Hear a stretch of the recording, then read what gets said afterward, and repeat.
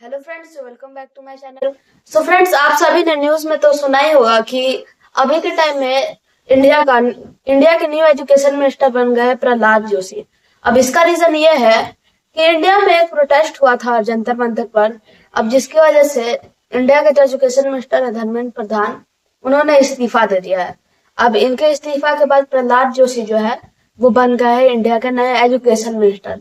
So friends, आज के इस वीडियो में आपके साथ शेयर करने वाला हूँ इसी के बारे में कि कहाँ से इस चीज की स्टार्टिंग हुई थी और आखिरकार ये जो है कहाँ से एंड हुआ था।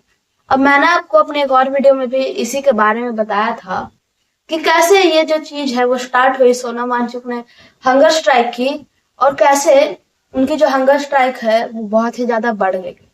अब उस टाइम तक जो है इंडिया के एजुकेशन मिनिस्टर धर्मेंद्र प्रधान ने इस्तीफा नहीं दिया था, पर अब जो है इंडिया के एजुकेशन मिनिस्टर धर्मेंद्र प्रधान ने इस्तीफा दे दिया। इसी की वजह से अब मैं उस दिन के बाद क्या हुआ था और स्टार्टिंग दिन क्या हुआ था उन सभी चीजों के बारे में एक बार और अच्छे से डिटेलिंग में बताने वाला हूँ। अब सबसे पहले हम लोग स्टार्टिंग में जाते हैं। सबसे पहले जो चीज हुई थी वो थी कि इंडिया के सीजेआई मतलब chief justice of India Suryakant ने क्या किया था कि वो जो थे सुप्रीम कोर्ट में अपना एक बयान दे रहे थे। उसमें उन्होंने बताया था कि इंडिया के जितने बेरोजगार लोग हैं जो कि इंडिया के रूल्स नहीं मानते हैं वो सभी कॉकरोचेस पैरासाइट्स है इंडिया के लिए। अब उसके बाद क्या हुआ कि उसके बाद जो इंडिया के एक आम आदमी पार्टी के एक नॉर्मल वर्कर था जिसका नाम था अभिजीत दीपके, उन्होंने एक आईडी बना ली कॉकरोच जनता पार्टी के नाम से इंस्टाग्राम पर। अब ये चीज इंडिया के सीजेआई ने कहा था 15 मई को 2026 में। अब इसके बाद उसी के जस्ट अगले दिन 16 मई को क्या हुआ कि एक आईडी बन गई सीजेपी के नाम से, मतलब कॉकरोच जनता पार्टी के नाम पे, जिसको बनाया था अभिजीत दीपके ने। अब ये जो पार्टी थी इसका स्लोगन ही था voice of unemployment and lazy. मतलब कि इसका जो स्लोगन है वो इस टाइप का था कि इसमें सिर्फ ये जो है एक आवाज है अनएम्प्लॉयमेंट की और लेजीनेस की। अब इसमें भी एक और चीज ये आ जाती है कि इन्होंने अपना सिंबल अपना कलर हर चीज बना लिया था और साथ ही साथ उनके 4 दिन के अंदर अंदर में पूरे 14 मिलियन उनके फॉलोअर्स चले गए थे। अब ये जो था धीरे धीरे करके बहुत ही ज्यादा ये बढ़ते जा रहा था और जो ये कॉकरोच जनता पार्टी थी उसके मेंबर्स भी इंक्रीज होते जा रहे थे। मतलब कि ये जो कॉकरोच जनता पार्टी है उस टाइम तक 18 मई तक बहुत ही ज्यादा अपने पीक पर आ गई थी। अब इसके बाद क्या हुआ कि इनके कलर्स के बारे में बात चलने लगी, इनका सिंबल क्या होगा इसके बारे में बात चलने लगा था। अब इनका जो नेशनल कलर है इनके यहाँ का सीजेपी जो है उसका कलर है मैरून, जो कि उनके हिसाब से उनके लिए एक नेशनल कलर टाइप का है, उनके लिए मैरून कलर है। और उसके बाद जो आ जाता है इनका हेडक्वार्टर। अब इनका जो हेडक्वार्टर है वो दिल्ली में है, इंडिया की राजधानी न्यू दिल्ली में इनका हेडक्वार्टर है। अब इसके बाद कुछ ऐसा हो जाता है कि जो ये अभिजीत दीपके रहता है वो तुरंत ही से प्रोटेस्ट स्टार्ट कर देता है अगले महीने जून से। अब इससे पहले कि मैं आपको अभिजीत दीपके की इस प्रोटेस्ट के बारे में बताऊं, उससे पहले मैं आपको अभिजीत दीपके के बारे में बता देता हूँ। अब जो अभिजीत दीपके है वो एक आदमी आम आदमी पार्टी के वर्कर है। जो आम आदमी पार्टी की डिजिटल कैंपेनिंग चल रही थी उसमें इन्होंने भी भाग लिया था। अब इनका जन्म जो है 29 सितंबर 1995 में इनका जन्म हुआ था और ये जो है एक दलित परिवार से आते हैं और इन्होंने पढ़ाई की थी अमेरिका के बॉस्टन यूनिवर्सिटी से, जो कि अमेरिका में है, और इन्होंने रिलेशन से मास्टर डिग्री पास की थी। अब हम लोग जाते हैं प्रोटेस्ट पर। अब जो इनका पहला प्रोटेस्ट हुआ था वो था 6 जून को। अब ये जो थे जंतर मंतर पे गए थे, वहां पर बहुत सारे लोग आए थे जो कि वहां पे प्रोटेस्ट स्टार्ट करते थे 6 जून से। मतलब कि ये जो 6 जून की तारीख है इसी दिन से ये प्रोटेस्ट जो है वो स्टार्ट हो गया था 6 जून की तारीख। अब इसके बाद क्या हुआ कि यहाँ पर सभी लोग स्लोगन लगाने लगे, नारा लगाने लगे कि गो प्रधान गो, मतलब कि इंडिया के जो एजुकेशन मिनिस्टर है धर्मेंद्र प्रधान उनको सभी जाने के लिए बोल रहे थे। अब इसमें सभी बात कर रहे थे कि इंडिया के जो एजुकेशन मिनिस्टर है धर्मेंद्र प्रधान उनके इस्तीफा के बारे में यहाँ पर सभी लोग बात कर रहे थे।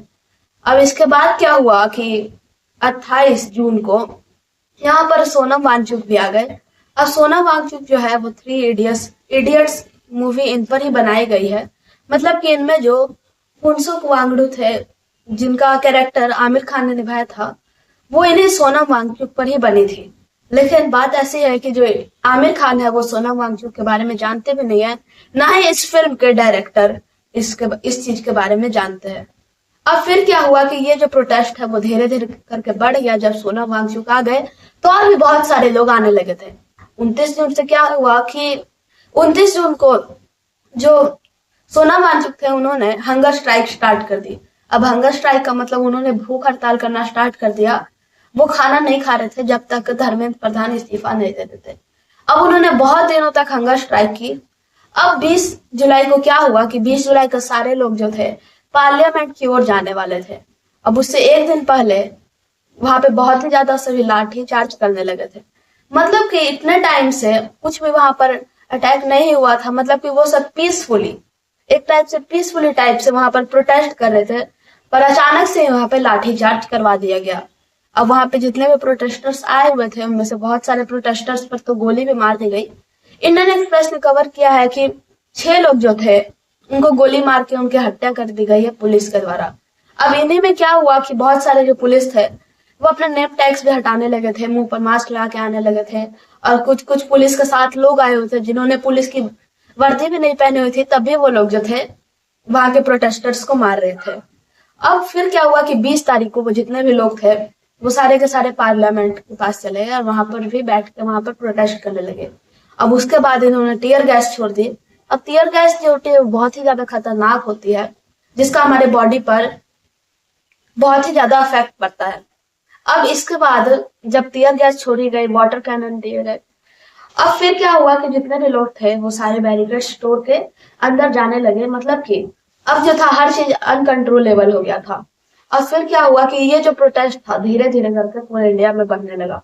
सबसे पहले जब ये प्रोटेस्ट जंतर मंतर पे गया था, उसके बाद मतलब जंतर मंतर के बाद सबसे पहला प्रोटेस्ट जो किया गया था अदर जगह पर, वो था मुंबई और पुणे वाले जगह पर। मतलब कि उन सभी जगहों पर भी प्रोटेस्ट किया गया था। फिर जो ये प्रोटेस्ट है बिहार में भी आ गया। मतलब कि ये जो है बिहार के पटना में भी ये प्रोटेस्ट होने लगा था। अब बिहार में भी कुछ ऐसा ही हुआ था कि यहाँ पर भी वाटर कैनन, टीयर गैस छोड़े गए थे और लाठी चार्ज जो है यहाँ पर भी किया गया था। और बिहार जो है वो जंतर मंतर से भी ज्यादा अनकंट्रोलेबल हो गया था। मतलब कि गांधी मैदान वाले एरिया पर लोगों ने वहां पर गेट तक तोड़ दिया था। अब इसके बाद क्या हुआ कि ये जो प्रोटेस्ट है अपने जब पीक पर आ गया था, तो 24 जुलाई को जब सोनम वांगचुक जो थे वो एक हॉस्पिटल में थे। अब वो हॉस्पिटल में कैसे गए? अब वो जो थे हंगर स्ट्राइक कर रहे थे। अब उसी के बीच में पुलिस आ गई थी। अब पुलिस के आने की वजह से क्या हुआ कि जो पुलिस थी सारी भीड़ भाड़ हटा दी और सोनम वांगचुक को एक सफेद कपड़े के अंदर उठा के ले गई थी। और जिसके बाद यहाँ पर और भी सभी आवाज उठाने लगे कि सोनम वांगचुक को सफेद कपड़े में क्यों उठा के ले गया था। अब इसके बाद जो अभिजीत दीक्षित थे उन्होंने बताया कि इनका 8 केजी जो वजन है वो घट चुका है सोनम वांगचुक का। अब इसके बाद 24 जुलाई को इन्होंने अपना हंगर स्ट्राइक तोड़ दिया। मतलब कि 24 जुलाई की तारीख को मेदांता हॉस्पिटल में जो ये थे, अब ये जो हॉस्पिटल है दिल्ली में ही है, मेदांता हॉस्पिटल, जिसमें ये गए हुए थे। अब इसी के अंदर इन्होंने अपने हंगर स्ट्राइक तोड़ दी। अब जस्ट इसके अगले ही दिन क्या हुआ, बहुत सारे मीडिया इस पर बात करने लगे उन्होंने हंगर स्ट्राइक क्यों तोड़ी। तो इसी बात पर अभिजीत दीक्षित ने बताया कि वो जो है बहुत टाइम से हंगर स्ट्राइक कर रहे थे, जिनकी वजह से उनको हेल्थ पर बहुत ही ज्यादा प्रभाव पड़ा था। अब 24 जुलाई के बाद हुआ कुछ ऐसा कि उसके अगले दिन इंडिया के एजुकेशन मिनिस्टर धर्मेंद्र प्रधान ने इस्तीफा दे दिया। अब इस्तीफा देने का रीजन ये था कि यहाँ पे बहुत सारे लोग मारे गए थे, प्रोटेस्ट भी बहुत सारे लोग कर रहे थे, जिसकी वजह से इसको इस्तीफा देना ही पड़ा। लेकिन अगर ये इस्तीफा दे देते हैं तो इसके बाद कोई नया एजुकेशन मिनिस्टर बनना रहता है। लेकिन फिर क्या हुआ कि एक अच्छा एजुकेशन मिनिस्टर नहीं बना और फिर क्या हुआ कि फिर से एक बीजेपी का ही एक सांसद इंडिया का नया एजुकेशन मिनिस्टर बन गया। अब ये जो नया एजुकेशन मिनिस्टर है उसका नाम है प्रहलाद जोशी, जो कि अब इंडिया का नया एजुकेशन मिनिस्टर बन गया। अब ये जो है बीजेपी का सांसद है। ये जो है बीजेपी का एक कैबिनेट मिनिस्टर है जो कि कर्नाटका में काम करता है, धारवाड़ा में। 2004 से ही इसने बीजेपी ज्वाइन किया है और ये उसी टाइम से बीजेपी में काम कर रहा है, जिसकी वजह से इसको जो है प्रहलाद जोशी को इंडिया के एजुकेशन मिनिस्टर की गद्दी पर बैठा दिया गया। लेकिन अब जो इतनी सारी चीजें हो गई, यहाँ पर धर्मेंद्र प्रधान ने इस्तीफा तो दे दिया, लेकिन अभी भी एजुकेशन में उतना बदलाव नहीं आया है। क्योंकि इंडिया को जो है एक अच्छा एजुकेशन मिनिस्टर चाहिए। ऐसा नहीं है कि धर्मेंद्र प्रधान जो था वो बहुत ही ज्यादा खराब, एक टाइप का मेरे लिए बहुत ही ज्यादा खराब एजुकेशन मिनिस्टर था, और उसी टाइप से जो अभी प्रहलाद जोशी आया है वो भी मुझे लगता है कि उसी टाइप का एक एजुकेशन मिनिस्टर होगा, क्योंकि दोनों ही बीजेपी ही वाले हैं। एक साइड जो इंडिया का एजुकेशन मिनिस्टर था वो बीजेपी की साइड से था। अब मुझे इससे मतलब नहीं है कि वो बीजेपी के साइड से था, मुझे इससे मतलब है कि जो पेपर लीक हुआ था उन पर उतना कुछ एक्शन नहीं लिया गया। और फिर क्या हुआ कि जो प्रहलाद जोशी अब बना है वो भी इस चीज पर ज्यादा कुछ एक्शन नहीं ले रहा है प्रोटेस्ट पर। और जब ये प्रोटेस्ट अब खत्म भी हो गया, पर तब भी अभी भी वहां पर बहुत सारे लोग जो है अभी भी है, और उनको भी अभी मारा जा रहा है। सो फ्रेंड्स, ये जो प्रोटेस्ट है अभी खत्म तो हो चुका है, लेकिन अभी भी वहां पर सारे के सारे लोग जो है अभी भी नहीं गए हैं। सो फ्रेंड्स, अगर आपको मेरा आज के वीडियो अच्छे लगे तो प्लीज हमारी वीडियो को लाइक और सब्सक्राइब जरूर करें। Thank you.